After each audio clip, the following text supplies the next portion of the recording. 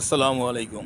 ভাবতে অবাক লাগে, আশ্চর্য হবার মতো যে একটা দেশের প্রধানমন্ত্রী, বাংলাদেশের প্রধানমন্ত্রী বলাইছে হ্যার এমপি মন্ত্রী নাই নাতকুর এমএ যা আছে সালাফালা সব লইয়া।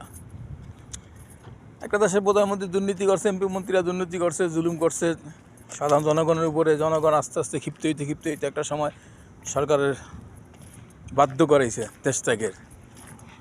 সেটা সরকার তার শাসন সে ঠিকভাবে করতে পারে না, জনগণের উপরে জুলুম করছে,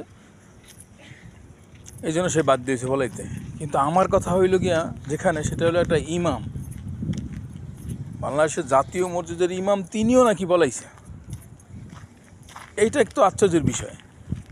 একজন ইমামের কাছ থেকে, জাতীয় মসজিদের ইমামের কাছ থেকে মোবাশ্বলের ইমামগুলা যে শিক্ষা গ্রহণ করব, এখন কি শিক্ষা গ্রহণ করব? যে এইরকম সরকার আসবে, সে সরকারের সাথে থাকবে, সরকারের লগে সরকার সুযোগ সুবিধা ভোগ করবে, দুদিন পর ইমামও সরকারের লগে বলাইব।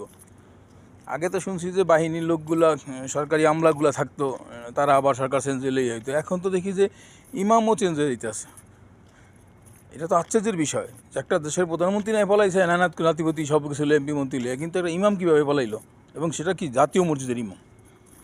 এটা তো বিশাল বিষয়।